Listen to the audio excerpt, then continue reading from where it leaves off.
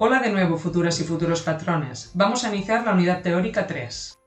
Esta unidad, llamada Seguridad en el mar, consta de dos partes, o, lo que es lo mismo, dos vídeos.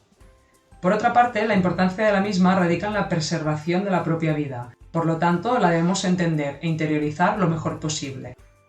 En la primera parte, como vemos en el índice, hablaremos de la navegación en diferentes situaciones, y la segunda parte, en cambio, se centrará mucho más en los diferentes dispositivos de seguridad. Así pues, vamos a empezar. La estabilidad.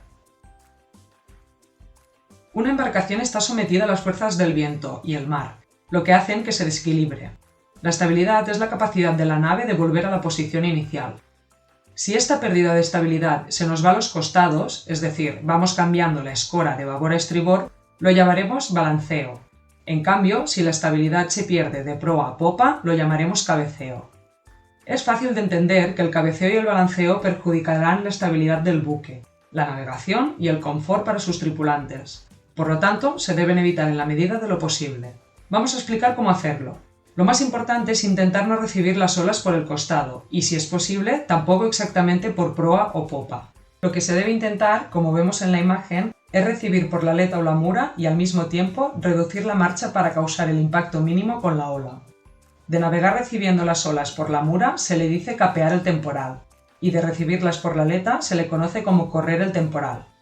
Repetimos, porque es de vital importancia, que debe evitarse a toda costa atravesarse a la mar, pero en caso de hacerlo por máxima necesidad, lo haremos cuando estemos entre dos olas, es decir, en el valle que crean, avisando a la tripulación y haciéndolo el máximo de rápido posible. Y estamos insistiendo tanto en no atravesarse porque aunque la estabilidad se puede perder tanto de manera longitudinal como transversal, la segunda es la más peligrosa y la que nos puede llevar a volcar el barco y dejar la quilla al sol. La suerte es que, como hemos explicado al principio, la misma embarcación también ayuda mucho a recuperarse debido a su propia estabilidad estática. Esta estará dirigida cuando el plano diametral o de crujía está justo en la vertical del buque. Para entender bien este punto, un poco complicado, hay que fijarse en los dos centros que tiene la embarcación, el de carena y el de gravedad. El de gravedad depende del peso del barco, y sube o baja en función de si el peso está más arriba o más abajo. En cambio, el de carena es en función de la fuerza que ejerce el mar sobre el barco. Para que haya estabilidad, el centro de gravedad siempre tiene que estar por debajo del centro de carena y lo más alejado posible. Como se observa en la imagen, si están en esta posición, la nave volverá al estado inicial. Si en cambio están a la misma altura, el buque se mantendrá escorado y por último, si el centro de gravedad está más arriba que el centro de carena, la embarcación volcará. Como en embarcaciones de recreo es muy difícil que lo podamos calcular, al menos es bueno quedarse con la idea principal de poner siempre los pesos importantes lo más bajo posible o en bodegas interiores. Comprendida ya la estabilidad, vamos a ver qué comprobaciones debemos hacer antes de hacernos al mar. Cabe decir que son unas comprobaciones importantísimas porque prevendrán posibles accidentes.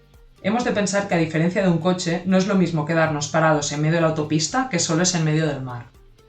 Las primeras comprobaciones, las preliminares, buscarán ver imperfecciones mecánicas o estructurales y se harán repasando el estado de la embarcación o por revisiones periódicas. Estas imperfecciones son causadas por impactos, salinidad, intemperie o desgaste.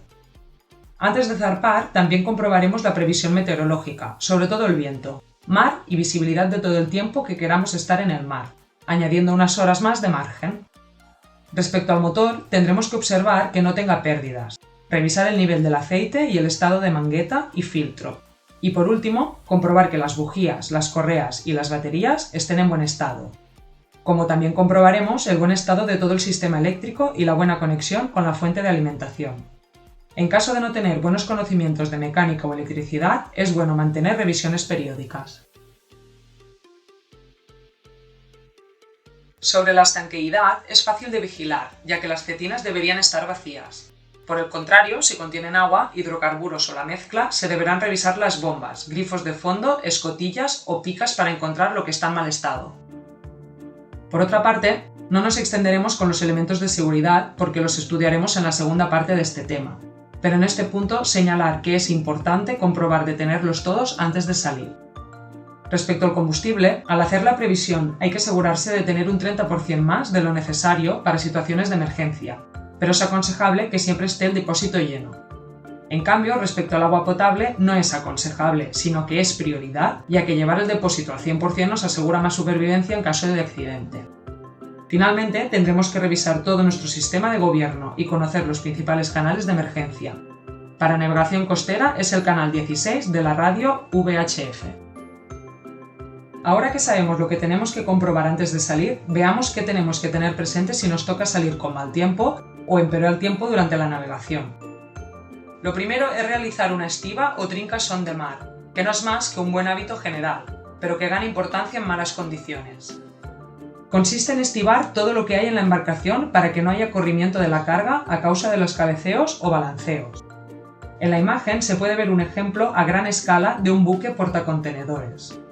Si sucede esto, se podría romper la correcta estabilidad del barco y modificar su centro de gravedad, haciendo que navegáramos esporados o con un asentamiento incorrecto.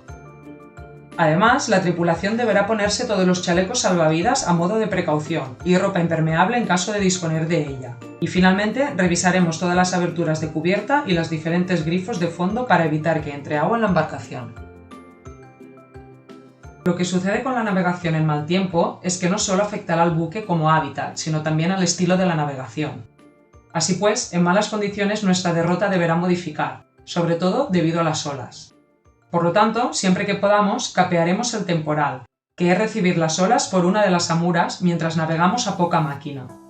Como segunda opción, correremos el temporal, aunque es menos aconsejable, porque si no controlamos bien el timón, nuestro barco puede guiñar y atravesarse al mar. Finalmente, navegaremos con precaución extrema si tenemos la costa a sotavento, ya que el abatimiento del viento nos podría hacer embarrancar. Por lo tanto, si no es estrictamente necesario, no navegaremos cerca de la costa en estas situaciones. Otra mala situación son las tormentas eléctricas. El principal inconveniente de estas es el rayo, que puede cortocircuitar nuestros aparatos eléctricos y, a consecuencia, dejar de disponer de ellos. Por esto, lo más aconsejable es desconectar todos los aparatos en estas situaciones. Además, como sabéis, uno de los efectos de la electricidad es el magnético. Por tanto, una tormenta así puede modificar el rumbo de nuestro compás o brújula. Por último, una instalación correcta con la línea de masa directamente al mar nos puede ayudar a solucionar estos problemas. Otra condición bastante adversa es la baja visibilidad, normalmente causada por la niebla.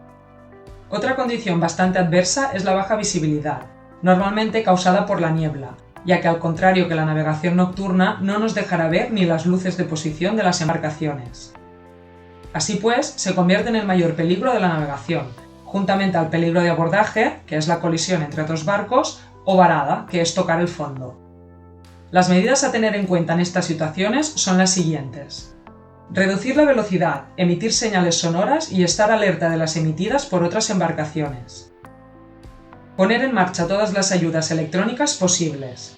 Evitar los lugares concurridos tanto por el fondeo como para la navegación. Establecer durante la noche turnos de guardia. Y tener siempre a mano las bengalas para avisar a alguna otra embarcación despistada. Todas estas normas vienen desarrolladas en la Unidad Teórica 6. Por último, las embarcaciones de recreo suelen estar construidas de fibra de vidrio o madera, lo que dificulta la reflexión del radar de los grandes buques. En caso de niebla, instalaremos en un punto visible, desde los 360 grados, el reflector de radar con el fin de reflejar las ondas del radar de otros buques y ser visibles para ellos. El reflector está compuesto por 4 placas metálicas que forman 8 tetraedros. Aquí tenemos las diferentes señales fónicas que también podréis encontrar en una imagen independiente en el Moodle.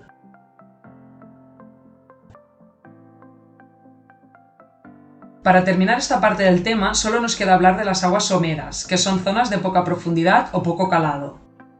Su peligrosidad radica sobre todo cuando no conocemos bien el lugar, no comprendemos la carta marítima o cuando se mezclan en situaciones de mal tiempo o niebla. Y al final las soluciones son, obviamente, evitar estas zonas, sobre todo en condiciones adversas, y en caso de no poder hacerlo, navegar a muy poca velocidad y vigilando la sonda. Cabe decir que lógicamente el mayor peligro será embarrancar. Y aquí acabamos la primera parte de la unidad, pero no olvides que queda otro vídeo. Nos vemos ahora.